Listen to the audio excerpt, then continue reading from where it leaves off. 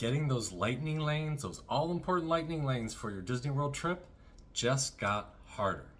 Hey everybody, this is Mark. I'm a travel advisor with Destination Magic. When you are ready to make that leap and do that big Disney vacation you're dying to do that I know you deserve, then I'm going to contact. I am your complimentary expert planner. Alright, so let's get into the issue with Genie Plus and Lightning Lanes, which just kind of happened yesterday, so let's talk about it. I'm going to give a little bit of history here so we know where all this kind of comes from. Okay, so a while ago was a system called FastPass. FastPass gave you 3 tickets, 3 Fast Passes for rides that had a Fast Pass lane, a way to not go in the standby lane, to kind of get on that ride faster, skip that line. So Fast Pass gave you 3 passes for 3 rides, and every time you would book those, you reserve them long before you went to the parks, like long before you went and traveled. You would reserve those rides for whatever times you could get, and do your best long in advance and far from the park, and having no idea what the conditions in the park are that day, how crowded it is, how many people are there, what rides are getting, the most hits that day. Just being far removed, you had to schedule your day as best you could.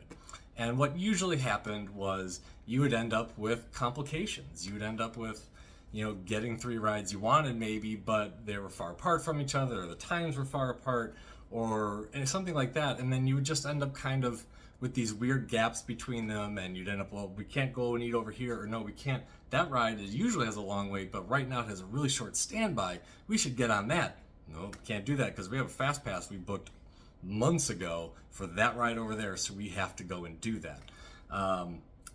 It just wasn't a good way to do things. So that's what Fast Pass was. Fast Pass was, thankfully, in my opinion, replaced by a system called Genie Plus and Lightning Lanes. Now, the names there are part of the confusion. So Genie Plus, so Genie was basically the Disney app. Genie Plus is what you would pay for.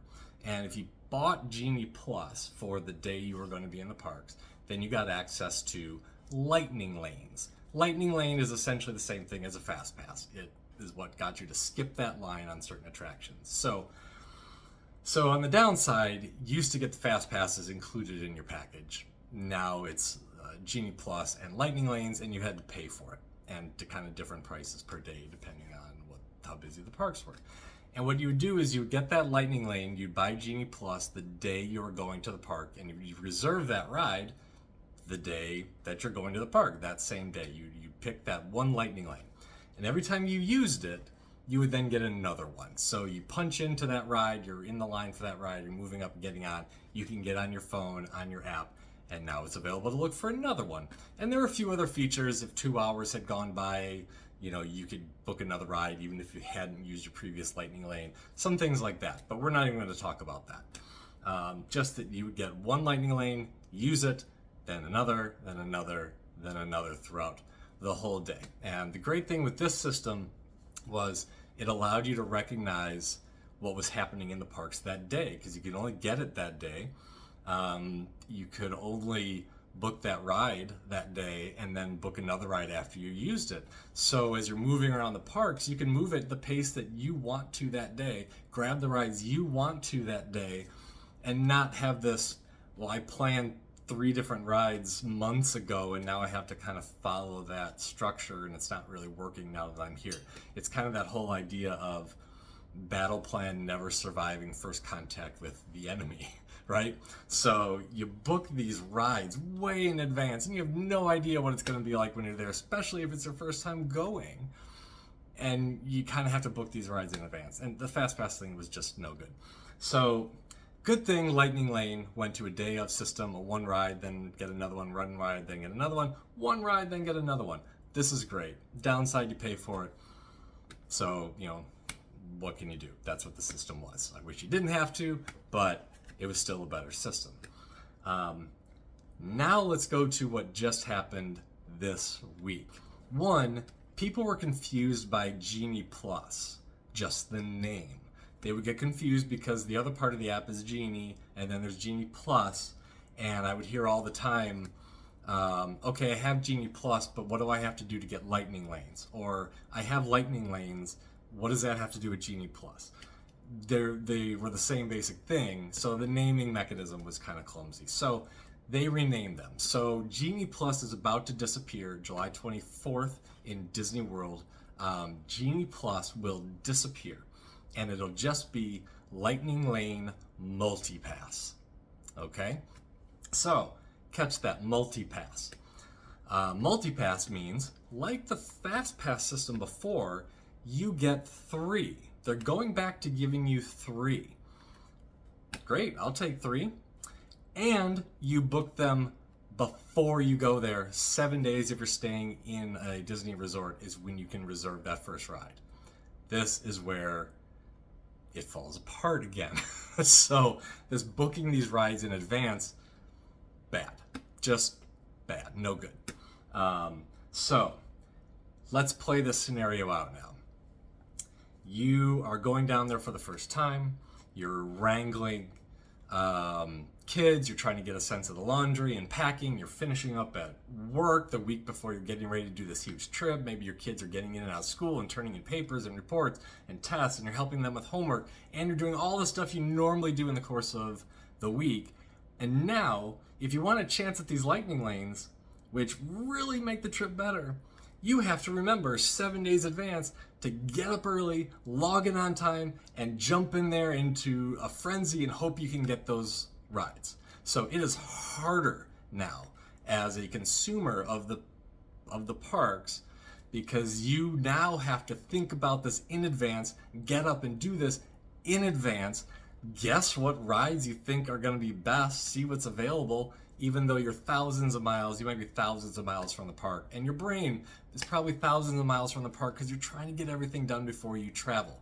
This adds more stress and more complication to the week when you're trying to get out the door. That's why this is no good. Who does this help? This helps people like me. This helps Disney professionals. This helps bloggers and vloggers. This helps influencers who are in the park every day, every week, recording their stuff. Some of my favorite people, I watch and learn from their videos.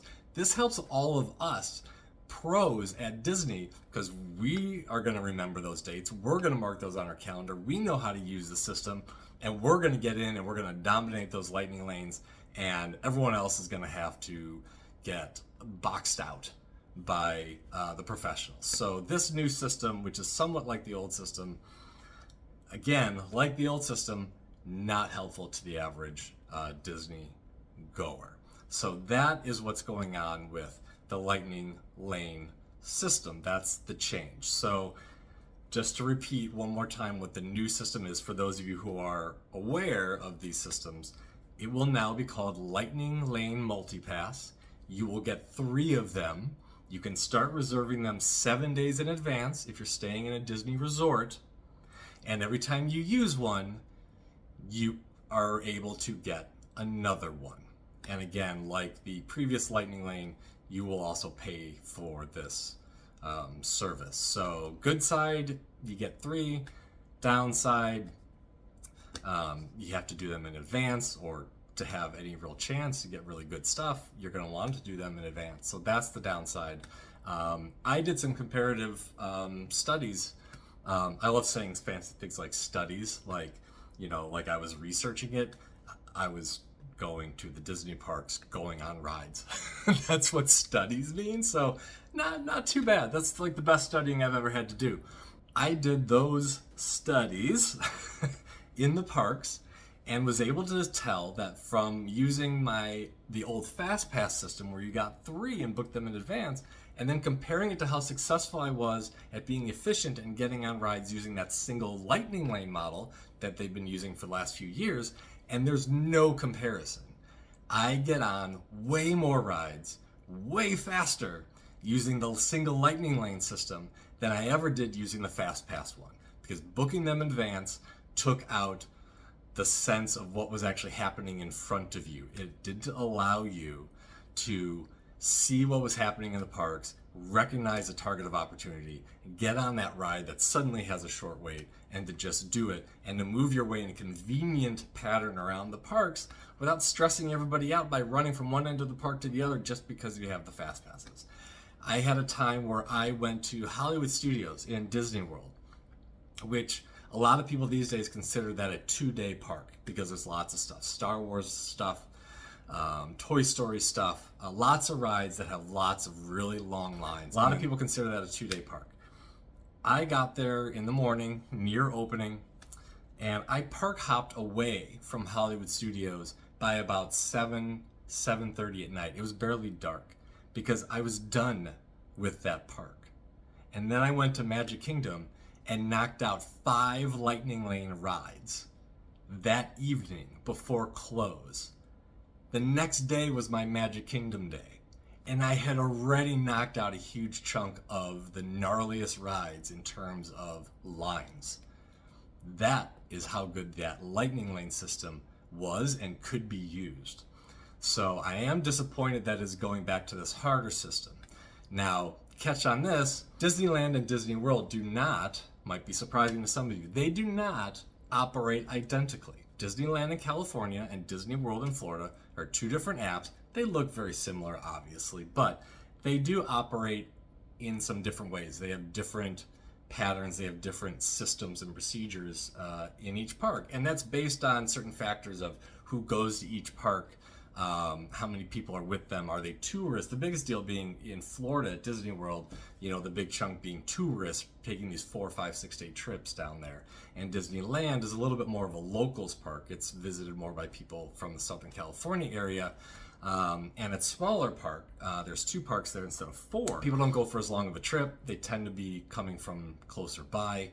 And that affects kind of how Disneyland and Disney World will make some decisions about the same things in different ways because they are operating with different guests. And they should continue to do that. They should not make everything the same because they are 2 incredibly different places, incredibly different vibes. The chill, relaxed, calm vibe of Disneyland cannot be matched by Disney World, as great as Disney World is. They're just different, and that's how it is. So at the moment, Disneyland will not be changing to this 3 Lightning Lane reserve in advance system.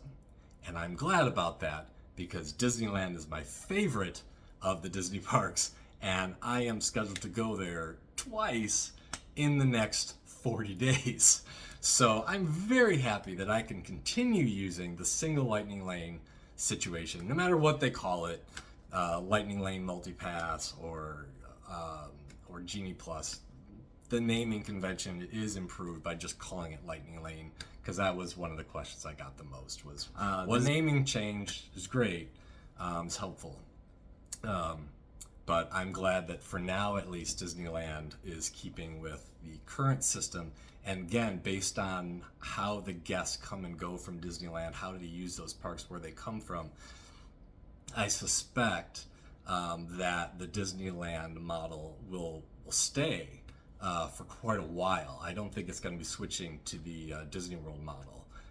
So I expect Disneyland to stick with what it currently has, and I hope it does.